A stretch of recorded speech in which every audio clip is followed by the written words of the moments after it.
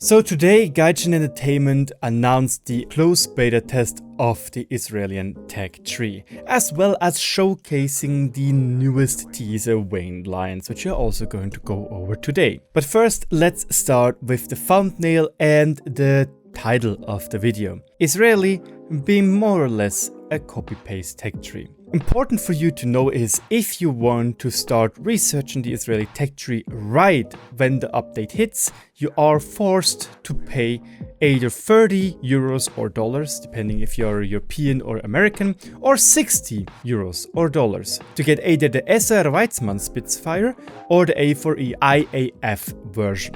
Other than that, I guess you just have to wait out until it is coming available for everybody. However, very important is, because the Israeli Air Force was made before World War II or even World War I, you might have noticed that those planes do not start at rank 1. They will start at rank 4.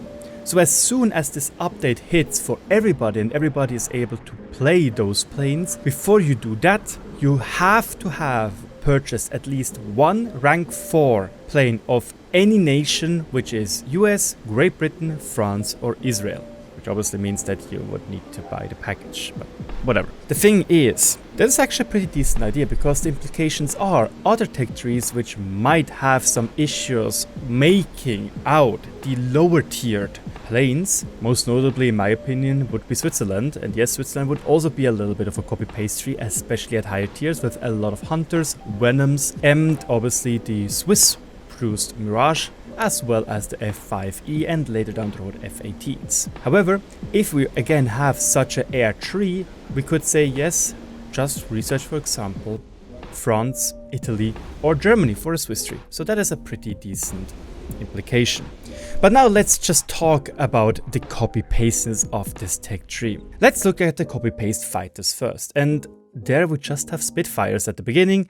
Then we go to some more unique-ish planes like the Meteor NF13, which is a night fighter version of the Meteor with a hunky nose, but it is a radar. Then we continue further with another Mystère. We already know that from the French tech tree. We have the Zambad, which is a Super Mystère we already know. Then we have the Zaar, which is also a Super Mystère. And then we get an export version of the Mirage 3 ZJ, which you also see some footage in the background, being the Mirage 3C, courtesy of my editor. Thank you so much for doing that. She actually did quite had some trouble to get decent footage, because even though that plane is at the moment at 10.3, which sounds fairly strong, if you get up tiered, the Mirage 3C simply isn't up to the task anymore. But yeah, and then we also have the Kfir C7, which is based on the Dassault Mirage 5, which would be a ground attacker version, which we also see in the Bomber Striker aircraft section with the Nesher.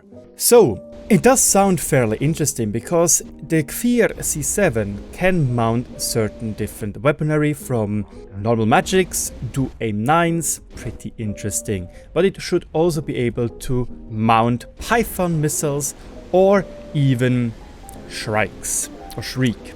I'm not sure how it's pronounced. The thing is, those would be anti-radiation missile, because again, the Kfir is based on a more or less ground attacker version of the Mirage, but it is more suited towards the fighter role. And this kind of actually raises my hope that we might be able to get new fighters for the French tech tree. The French tech tree with this update will most likely need new top tier premiums, because the Votor as well as the F-84F will become unavailable for the broader public, as well as they don't have any top tier jet. This is a little bit the same issue which Italy at the moment has.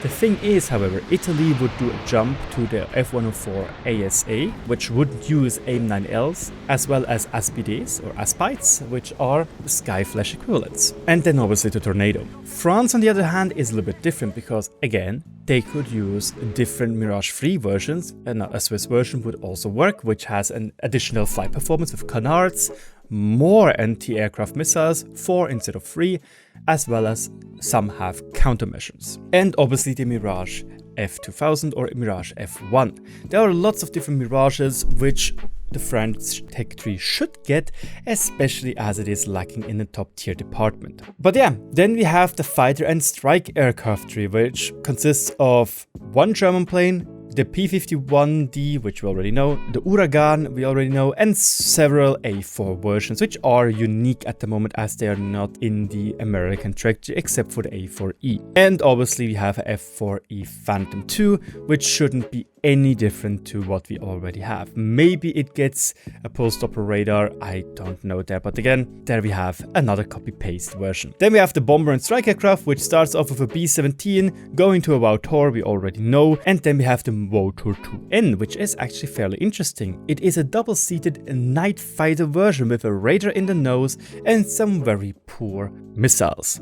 Could be interesting, maybe, depends what BR it is. I still think the French Vautour at 9.0s are completely over-tiered at the moment, especially when they get up-tiered to 10.0, because just imagine, your strength is speed. Have fun against the MiG-21 SPSK, or a Yak-38, which is just going to hunt you down with R60s. And then we have the Nesher, which is, as already mentioned, a Mirage 5, which would be a ground attacker version, which might be pretty decent. And then we have the premiums, which you might already have seen some reviews about. So with that 3 out of the way, let's also quickly go into the trailer to see what we can expect. And the biggest thing, the American fans, especially a friend of mine, will rejoice as there will be the Thunder Chief, another ground attacker for America with loads of bombs, which would be pretty decent. Also for the 2 naval fans out there, especially D-Card, he will probably also rejoice seeing that we are going to get the Scharnhorst, a battle cruiser for the German Techtree, and apparently a feature to launch catapult fighters. The question is, are you going to use those catapult fighters, or are they going to be AI controlled? Next up we have the 273 Akazia, which is a Russian 152 wielding SPG. Maybe this actually hints at a new improved version of how to aim SPGs, because at the moment they're only available as direct fire. Maybe we get something new for this update? I don't think so, because depending how the mechanic will be implemented, it will be incredibly boring, incredibly campy, and quite easy to get some kills with. But the other thing is, we also get the Bandkanon 1C, a Swedish SPG. And this SPG is very potent. Why exactly? It has a ludicrous rate of fire, pounding and pounding and pounding, hence why it's called a Bandkanone. It is a canone which fires on the band. Well, I guess you English-speaking people don't really get that, because band basically means a belt, a conveyor belt, for example, so it pumps out shots like on a conveyor belt. Then we apparently also get the Merkava Mark III Dordalet, but I'm not entirely sure about that. I don't really know my Israeli tanks. And obviously the Nesher is being teased right here. So this update is weird.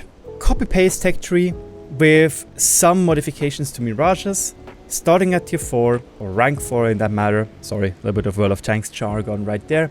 But it's weird. Like, I'm more hyped about potential new mechanics than this smaller Techtree. The cool thing about this smaller Techtree is, though, that maybe the grind will be less excruciating than what it is for the French Techtree at the moment.